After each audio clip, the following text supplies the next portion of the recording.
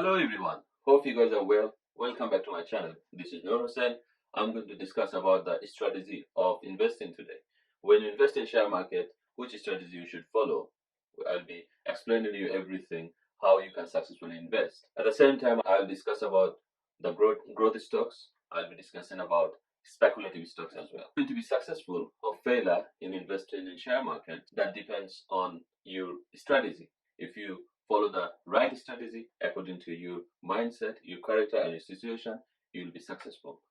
At the same time, if you don't know yourself and your situation, just jump into the stock market, that is more likely you're going to fail. Let's think for a second. If one day the football manager asks Messi to play as a defender and Thiago Silva as a striker, what would be the outcome? It will be either disaster or you will not have the desired outcome. Same, if you don't know yourself and your situation and you invest in the stock market, then the outcome will be almost similar. There's two ways you can invest in the stock market. One is active way, another is inactive way. In other words, you call it enterprising or defensive. Enterprising investment means you will be researching and you'll be very active on the stock market. You'll research your investment, you'll be researching every single thing, and you'll be very up to date about the market, what's going on in the market, and you'll be very much active. And you have to give a lot of effort, you got to give a lot of time. That's how you do active investment. Another way, inactive or defensive investor will set up a portfolio in an autopilot mode. He or she will be invested in a very good business, in a very solid business, and will put the money aside and don't have to give too much time and don't have to know too much what's going on and what's going on in the market up and down. That wouldn't affect the person. She will be putting her money aside and the money will work itself. But the excitement is very low because those business are solid business and they're doing business for a long time and their growth wouldn't be as much as the enterprising stock investment. So now you may think, well, who is going to be a enterprising investor or who going to be a defensive investor or inactive investor? That depends completely upon on person's individual mindset and personal individual situation. To understand that, we're going to discuss a few scenarios where it will help to understand which person will be following which strategy. Let's, for an example, a widow with £200,000 savings and have kids to look after, and she wanted to invest in the stock market. How would she invest? The second person, a doctor with £100,000 savings in his maid career and who can accumulate every year 10,000 more. How he would invest in the stock market. The third one, a student with £200 earning every week and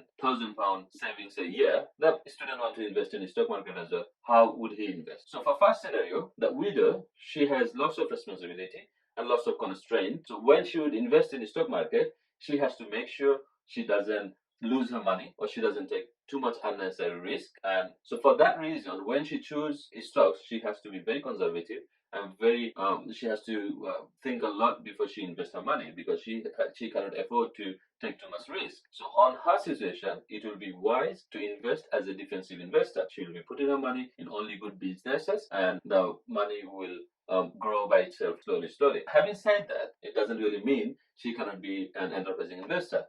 If she wants, she can be, but in her situation, one thing she should not do is putting her money on a speculative share. A speculative share is very risky.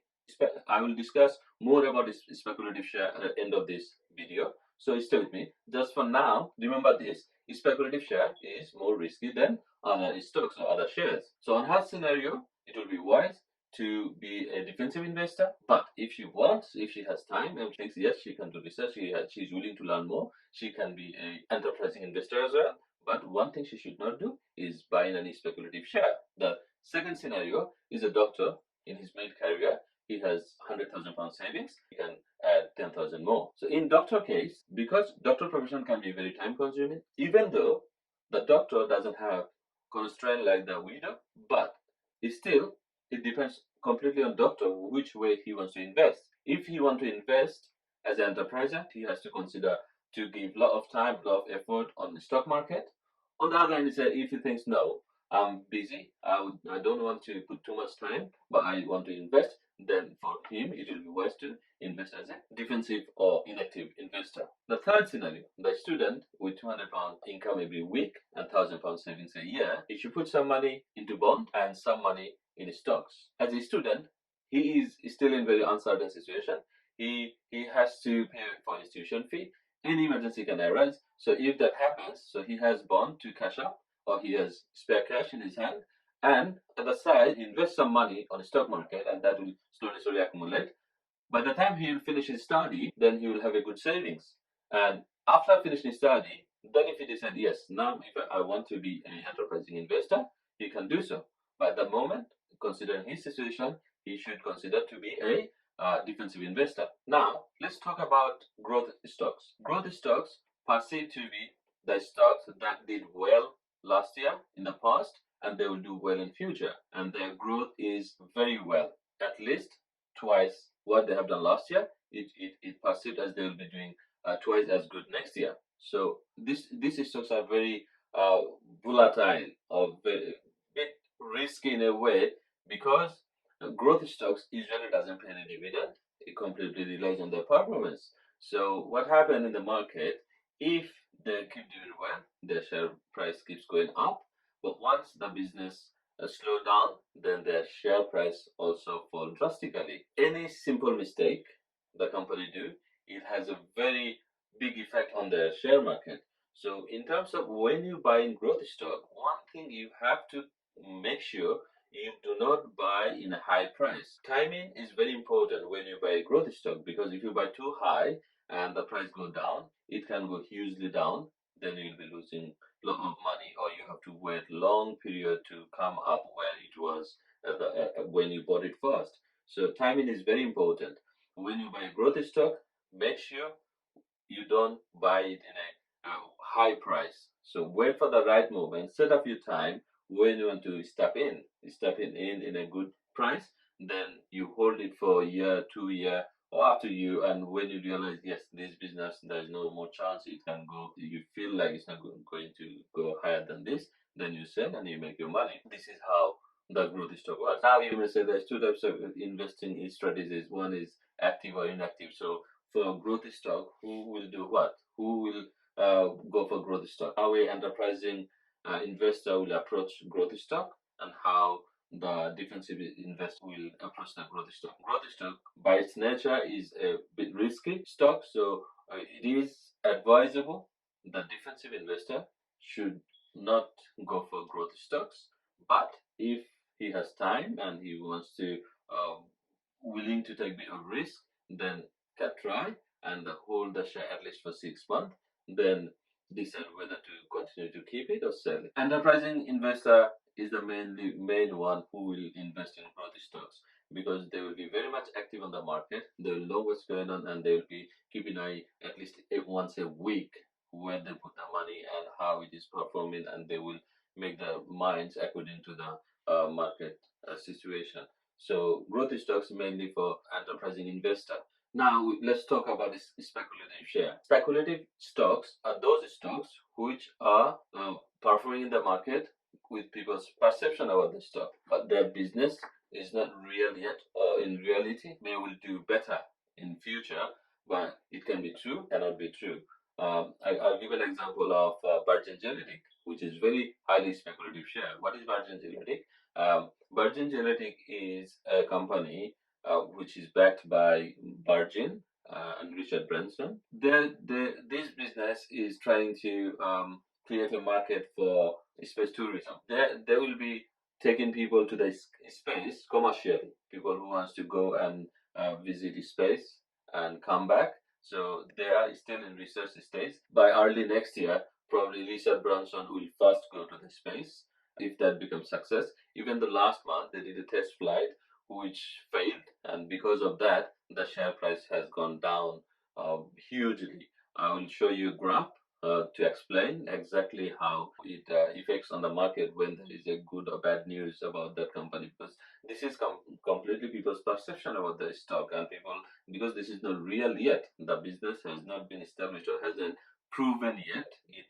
That's why the little bit of any news on the market, if it is a positive, then share price goes up quick, If there isn't any negative news, it goes down also very quick.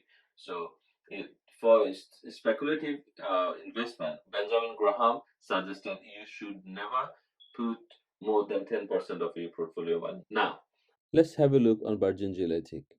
On 14th of December, there was a news that the test flight on December 12, 2020 did not reach space as planned, as the rocket motor did not fire due to ignition sequence not completing. So, because of this news, you would see what sort of effect it had on Virgin Galactic's share price. As you can see, on 11th of December, the price was around $32, but because of that news, it went straightway down to only $25. So you can imagine how much it went down. This sort of effects happens when you invest in any speculative share. So that's why it is advisable for defensive investors not to invest on a speculative share. Hope that's clear. Now, the next thing can come in your mind, how much I can put in stock market. Before you decide how much money you're going to invest or how much of your savings you're going to invest in the stock market, you have to think your current situation. You have to think about future situation. What sort of problem you'll be facing in future. Like, you have to ask yourself, if are you married or you unmarried. If you are married, what job your spouse do? Because let's say something happened to you, but still you get support from your spouse, then you don't have to uh, put your hand in your stock market money. Second thing you have to think, do you have a children? If you have children, then when your children will be going to school and when your tuition bill will hit your income. So you have to think about that as well. The third thing you have to think as well, what sort of job you do and what sort of factors can affect your job, and if there's any chance uh, any unforeseeable circumstance can hit your job and you'll get jobless. So you got to think about that as well. If you're self-employed, then you have to think the business you do, and those sort of business, how long they last and how long they survive, and you have to plan according to that. So after considering all this scenario, then you decide how much money. So according to Benjamin Graham, you put only 75% of your cash into stock market and you keep 25% on bond or cash to support you if any unforeseeable or any unseen circumstance a problem or any circumstance arise. Then you have to you have something to support yourself. You don't have to withdraw money from the stock market. Now, another question you may think, why not 100% of your money you shouldn't be putting on the stock market? Why not? Why I have £100,000 and I'm going to put all of money in the stock market? You cannot do that because you don't know what is waiting behind the door or what is waiting next for you.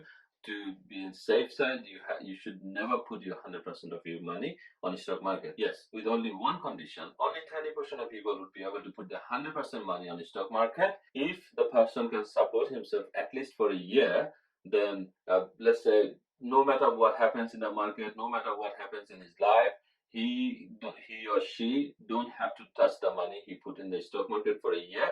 Those person can put 100% of their money into the stock market. Percentage of the people is very tiny, and you have to make sure one more thing. Let's say what happened in March 2020 during the pandemic, the way share price went down sharply. Would you be able to stand still in that situation, or you'll be panicked and you'll be buying and you'll be losing money? If you panic on March, then you can panic in next year or after 2 years or 3 years. Unforeseeable or any unseen can happen in the market, and share price can go down, and you'll be panicked. You'll sell in loss. So you'll be buying high and you'll sell in loss, and you'll have nothing to hold than your head.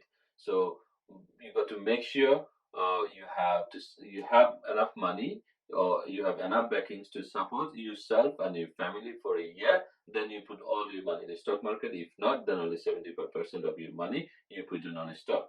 I hope this is clear. Hi guys, if you want to know more about the stock market and you have any question about the stock market, feel free to ask me on my YouTube channel or in my personal email. Just write to me. I'll try to address it in my next video. And please don't forget to subscribe my channel. That will motivate me to make more videos. And see you soon.